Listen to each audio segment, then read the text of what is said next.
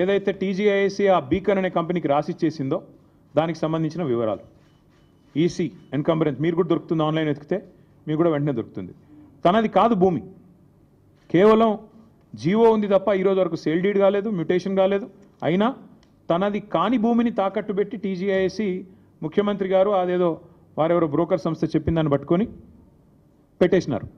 పెట్టేస్తే జనరల్గా ఏమవుతుంది, లోన్ ప్రాసెస్ స్టార్ట్ అయ్యేటప్పుడు 3-4 విషయాలు చూసుకుంటారు. ఏ బ్యాంక్ అయినా కూడా ఏం చూస్తారు, మార్కెట్ వాల్యూ ఎంత, రిజిస్ట్రేషన్ వాల్యూ ఎంత, ఇది ఒకవేళ నేను లోన్ ఇస్తే మళ్ళీ తిరిగి నాకు పైసలు వస్తాయా, ఇవన్నీ చూసుకొనే ఇస్తారు.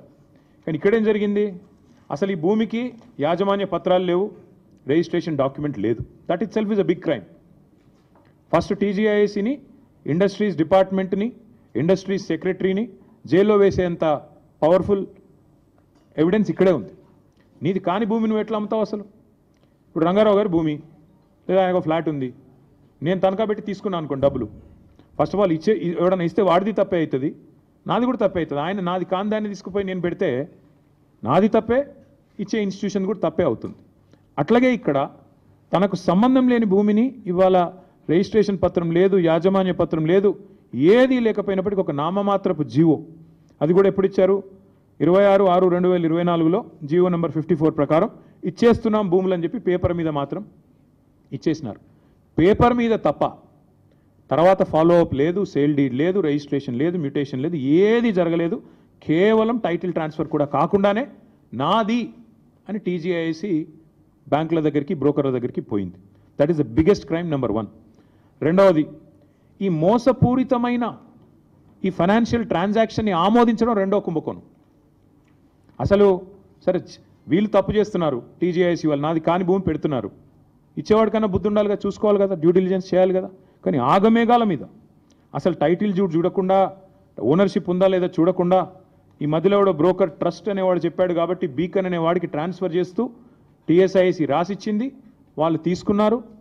ఐసిఐసిఐ బ్యాంకు 10,000 కోట్లకు ఇచ్చేశారు. ఇక్కడ ఇంకా విచిత్రం ఏంటంటే, ఈరోజు రిజిస్ట్రేషన్ డిపార్ట్మెంట్ ప్రకారం, స్టాంప్స్ అండ్ రిజిస్ట్రేషన్స్ డిపార్ట్మెంట్ ప్రకారం ఆ ఏరియాలో కంచే గచ్చిబౌలి ఏరియాలో గజం విలువ 26,900.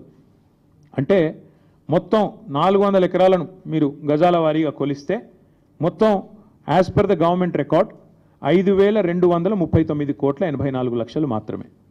కానీ గవర్నమెంట్ ఏం చేసింది, 5,239 కోట్ల విలువైన భూమి అని ఒకవైపు స్టాంప్స్ అండ్ రిజిస్ట్రేషన్ డిపార్ట్మెంట్ చెప్తుంటే, కాదు ఇది 30,000 కోట్ల విలువైన భూమి అని చెప్పి రెవెన్యూ డిపార్ట్మెంట్ వాళ్ళు, ఏ రెవెన్యూ డిపార్ట్మెంట్ కిందనైతే స్టాంప్స్ అండ్ రిజిస్ట్రేషన్స్ పనిచేస్తుందో అదే రెవెన్యూ డిపార్ట్మెంట్ వాళ్ళు no this is valued at 75 crores per acre అని చెప్పి, దానికి కోకాపేటలో నియోపోలిస్లో 100 కోట్లు వచ్చింది, అక్కడి నుంచి ఇది ఒక 5-6 కిలోమీటర్ల దూరంలో ఉంటుంది కాబట్టి దీన్ని 75 కోట్లకు మేము అమ్ముతున్నాము అని చెప్పి టీజీఐఏసీకి వాళ్ళు జీవో ద్వారా మేము ఇస్తున్నామని చెప్పి పాస్ చేసినారు.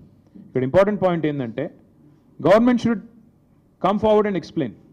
ఇప్పుడు నాకు ఒక ప్లాట్ ఉందనుకోండి, నా ప్లాటు ఇవాళ రిజిస్ట్రేషన్ విలువ 1 కోటి రూపాయలు, కానీ నేనేం చేస్తాను, నాకు పెద్ద మొత్తంలో లోన్ కావాలి కాబట్టి నేనేం చేస్తాను, కాదు అది 1 కోటి రూపాయలు కాదు, దాని విలువ 15 కోట్లు ఉంటుంది, ఆ 15 కోట్ల మీద నాకు 10 కోట్ల లోని అని చెప్పి నేను బ్యాంకు పోతా.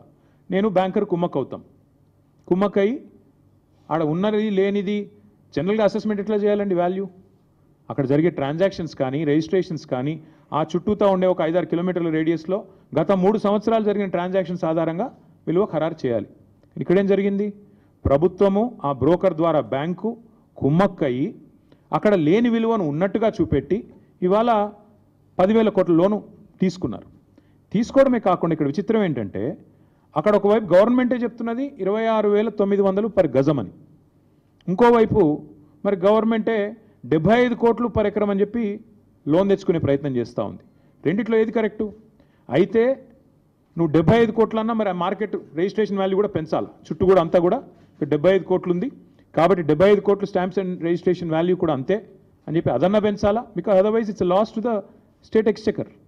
రాష్ట్ర ఖజానాకు చిల్లుబడ్డట్టే కదా.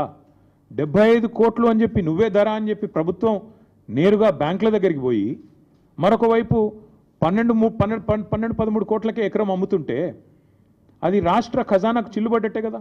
అయితే అదైనా తప్పు లేదా లేదా నువ్వు బ్యాంకులను మిస్లీడ్ చేస్తూ, దేశాన్ని మిస్లీడ్ చేస్తూ, ఆర్బీఐని మిస్లీడ్ చేస్తూ, అక్కడ లేని వాల్యూ ఉన్నట్టు చూపెట్టి ఇవాళ 75 కోట్లకు దాన్ని చూపెట్టి వాల్యూని క్రియేట్ చేసి ఆర్టిఫిషియల్గా దాని మీదకెళ్ళి లోన్ తెచ్చి ఇవాళ బ్యాంకులను, బ్యాంకులతో పాటు రిజర్వ్ బ్యాంకును, తప్పకుండా దేశాన్ని కూడా మోసం చేసినట్టుగానే భావించాల్సి వస్తుంది. ఇంకా విచిత్రంగా ఉంది ఇక్కడ స్టోరీ. 5,239 కోట్ల విలువైన భూమిని 30,000 కోట్లను చూపెట్టారు మొదలు. ఆ తర్వాత ఇంకా విచిత్రంగా వెంటనే ఆగమేఘాల మీద వెంటనే వాళ్ళు డిసైడ్ చేశారు రేట్లు. 169 కోట్ల బ్రోకర్కి ఇచ్చినారు మధ్యలో. వెంటనే ఆగమేఘాల మీద 10,000 కోట్ల రూపాయలు బాండ్స్ రూపం